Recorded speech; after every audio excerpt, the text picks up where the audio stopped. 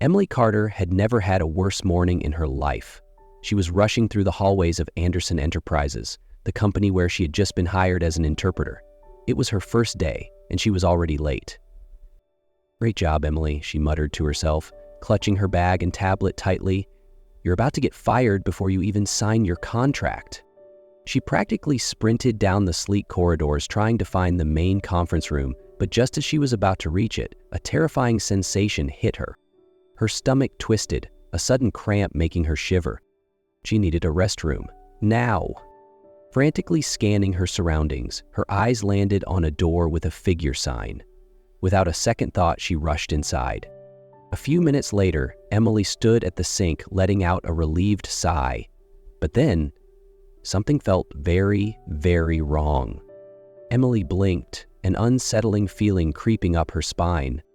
No makeup mirrors. No feminine hygiene bins. And men's voices. A deep voice rumbled, "That financial report was a mess." Another voice responded, "Did you see the boss? I've never seen him that furious before." Emily froze. "Wait, men?"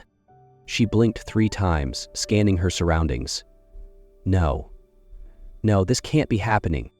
Her heart stopped, her brain shut down, her stomach twisted again, but this time not from discomfort, from pure panic. She had walked into the men's restroom. In complete desperation, Emily did the only logical thing. She stepped into the nearest stall and shut the door. Okay, Emily, don't panic. They'll leave and then you can slip out unnoticed. No one will ever know. A perfect plan, except for one minor detail. She forgot to lock the door. And that's when fate decided to play its cruelest trick yet. The handle turned. The stall door swung open.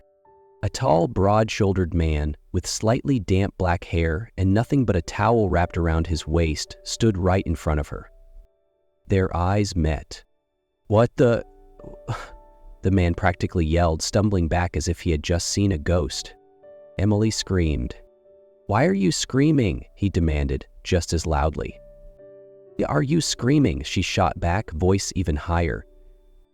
In full-blown panic mode, Emily did the only thing she could think of. She grabbed the nearest toilet paper roll and held it up like a weapon. "Who are you?" she stammered. The man blinked in disbelief, then his face darkened. His voice dropped to a dangerously low tone. "I'm Ethan Anderson," he said, gripping his towel tighter as if his dignity depended on it. "And I'm the CEO of this company." Emily's entire world came crashing down. "I'm dead." Emily had no idea how she escaped the restroom. Maybe she ran like the wind, or maybe she evaporated into thin air from sheer embarrassment, but one thing was clear. She had just made the worst mistake of her career. She stumbled into the conference room, heart pounding. Just as she took her seat, the door swung open. Ethan Anderson walked in. Emily stopped breathing. It was him. But now, he was dressed in a perfectly tailored suit, his hair neatly styled, his face no longer displaying the horror of their restroom encounter. Instead, his sharp gaze landed directly on her, filled with pure irritation. He froze. The room fell dead silent. Everyone followed his line of sight, straight to Emily. She forced a nervous smile. Ethan crossed his arms. "What are you doing here?" Emily swallowed hard. I'm the new interpreter." You could hear a pin drop. Ethan blinked slowly, as if questioning what cruel joke the universe was playing on him. "You're the one translating for me?" Emily nodded, even though every cell in her body screamed to disappear. Ethan stayed silent for a few seconds before finally letting out a deep, resigned sigh. "Great, just perfect." Then, as if deciding that she wasn't getting off easy, Ethan pulled out his chair and commanded, "Let's start the meeting." Emily took a deep breath. She had to prove she deserved this job. If Ethan Anderson had a plan to get rid of Emily Carter, he was executing it flawlessly. From day one, he started relentlessly testing her. Translate this in 2 hours. He dropped a massive stack of documents onto her desk.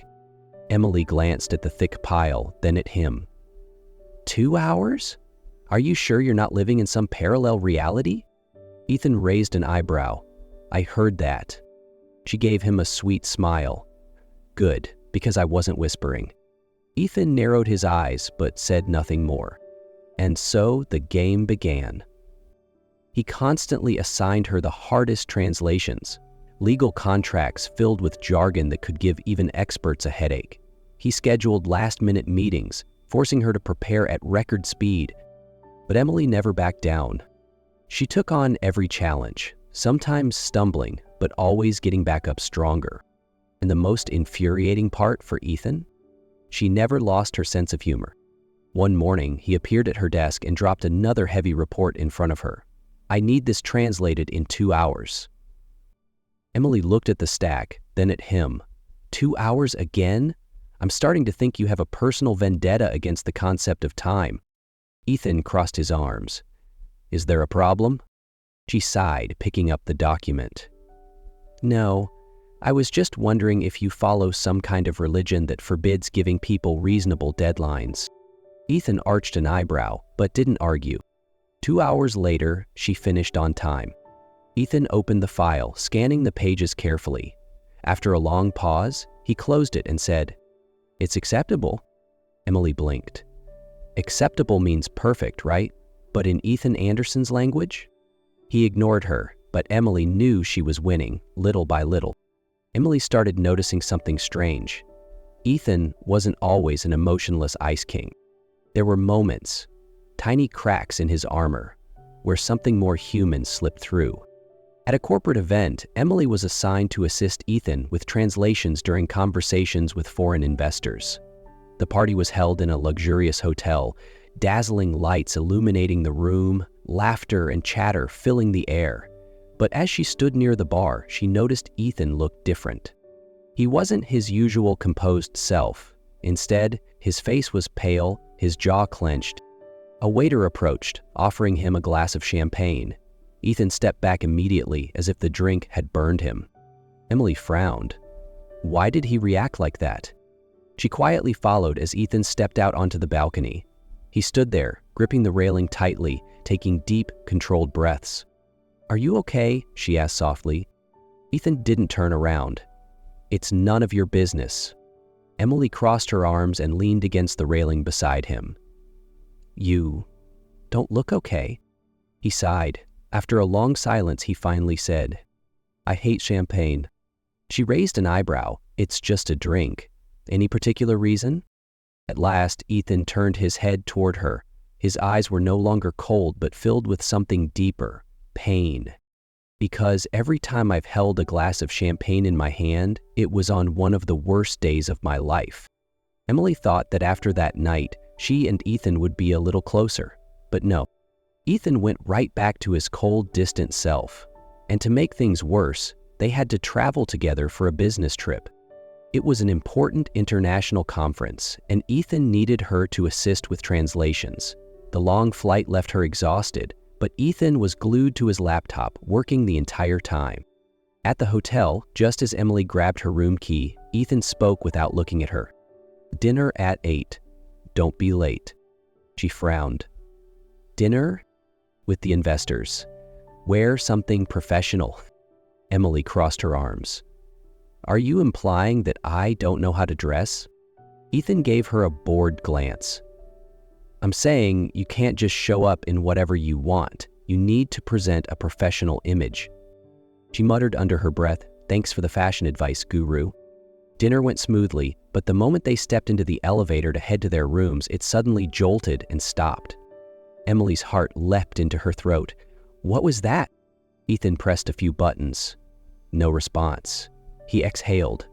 Looks like we're stuck. A wave of panic surged through Emily. No, I hate enclosed spaces. Ethan crossed his arms, leaning against the wall. You've never been stuck in an elevator before? No, and I never wanted to. He shrugged. Consider it a new life experience. Emily glared at him. Fantastic, a near-death experience with my unbearable boss. Ethan sighed. You're overreacting. But just then, she lost her balance and stumbled forward, right into him. By instinct, Ethan caught her, the space between them disappearing. Emily looked up, meeting his gaze. For the first time, there was no coldness, no distance. The moment stretched one heartbeat too long. Then suddenly, the elevator started moving again, snapping them back to reality. Emily stepped back immediately, and Ethan cleared his throat, adjusting his suit. When the doors opened, they walked out without a word, but both knew something had changed. Emily couldn't stop thinking about that moment in the elevator. It had only lasted a few seconds, but something about it felt different. A shift she couldn't ignore, and it seemed like Ethan felt it too, because since that day, he had been acting strange.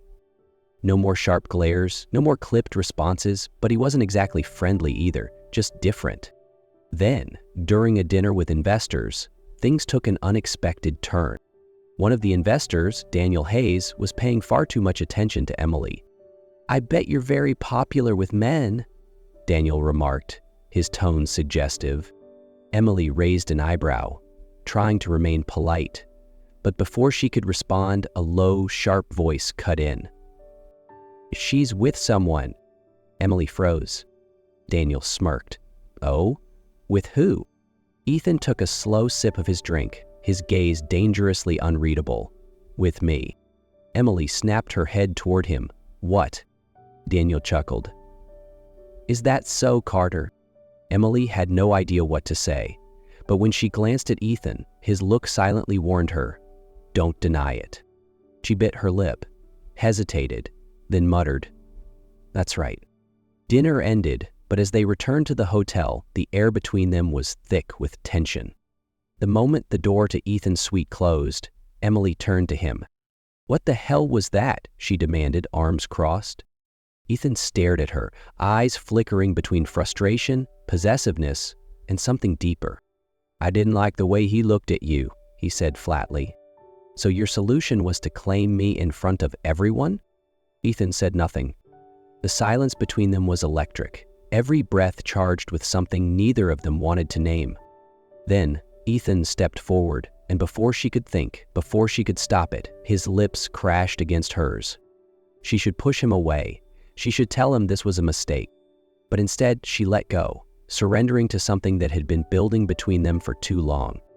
Heavy breaths, desperate hands, heat igniting between them, no space, no control. Clothes fell to the floor, lost in the dim glow of the hotel suite. That night, they forgot everything else. The next morning, as sunlight filtered through the curtains, Emily opened her eyes to find Ethan already watching her. No distance, no coldness, just a man and a feeling neither of them could ignore. But that only made things more complicated.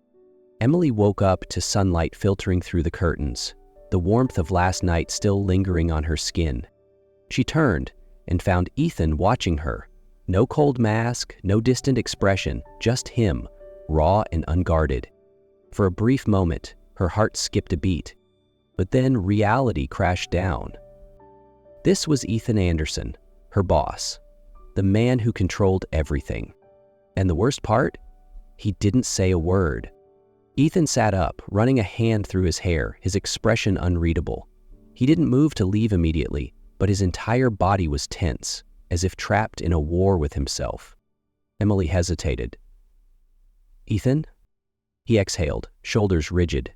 He swallowed hard, still not looking at her. "This shouldn't have happened." But his voice wasn't cold, it was almost pained. Emily clenched the sheets tighter. "And why is that?" Ethan finally turned, his eyes dark with something unspoken. "Because if I let myself have you, I won't be able to let you go." Silence stretched between them. Emily's heart pounded. Emily froze. She had expected this. She had known Ethan would run, but hearing it out loud hurt more than she thought it would. "Oh?" She kept her voice even, though it was a struggle. "One night, and now you pretend it meant nothing?" Ethan drew in a slow breath, as if wrestling with himself. "Emily, I can't." She let out a short, bitter laugh. "Can't what, Ethan? Can't let yourself feel something?" She sat up, pulling the sheets around her. "Or are you just too afraid?" His jaw clenched, his hands curled into fists, but he still wouldn't look at her. And that's when Emily realized he never would. Her throat tightened, but she refused to break. "Got it," she murmured. She got up, gathered her clothes. No tears, no pleading. As she reached for the door, she heard him whisper behind her. "I'm sorry." Emily stilled. A part of her wanted to turn around, to tell him sorry wasn't enough. But instead she walked away, leaving Ethan alone. Emily had hoped that, after that night, Ethan would change. She had expected a sign, an apology, or at least a real conversation, but all she got was absolute silence. The next day, when Emily walked into the office, Ethan didn't look at her once, not a word of greeting or inquiry. He simply carried on with his work as if the previous night had never happened.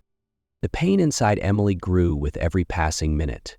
She realized that Ethan was still running from his feelings, still too scared of what he felt for her. The situation reached its breaking point when Emily received a notification from HR stating that she had been asked to resign, and the resignation letter had already been signed by Ethan. She didn't need to ask why, because it was clear that Ethan had made the decision without consulting her. The betrayal and heartbreak hit Emily like a wave. She stood motionless in her office, staring at the resignation letter as a stark reminder that she had lost everything, not just her job, but maybe even her chance with Ethan. She couldn't understand why he would do this. Was it because he couldn't face his emotions? Or was it that he feared losing control over the situation? Emily felt as though the entire world had collapsed when she saw the resignation letter signed by Ethan. No explanation, just a cold decision. With a heart heavy with sorrow, she decided to leave the city. She couldn't stay in a place where all the memories of Ethan were so fresh. She had to close the door on this chapter and move on. Not because she didn't love him anymore, but because she couldn't keep loving someone who couldn't face their own feelings. She couldn't wait for a love from someone who refused to open up. And if Ethan couldn't change, then she had to change herself. She didn't know where her next destination would be, but she knew she had to leave to begin again. Ethan never thought he would lose Emily. When he signed her resignation papers, he had convinced himself that it was the right thing to do. He believed that ending things early would spare him the pain of losing her later. But the moment Emily walked out of his office for the last time, his world fell apart. That entire day, he couldn't focus. The office felt emptier than ever, disturbingly silent. No more sarcastic remarks from her, no more fiery glances whenever they argued. No more her. Ethan tried to tell himself that Emily would be fine, that she would find a new job, a new life, maybe even a new man, someone better than him. But that thought drove him insane. That night, unable to take it any longer, he picked up his phone. Her name was right there on his screen. His finger hovered over the call button, but he hesitated. He was afraid. What would he even say if she answered? Apologize? Beg her to come back?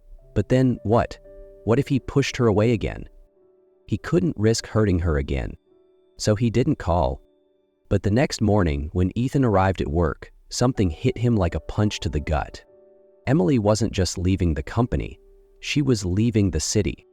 His chest tightened painfully. She was really going to disappear from his life forever?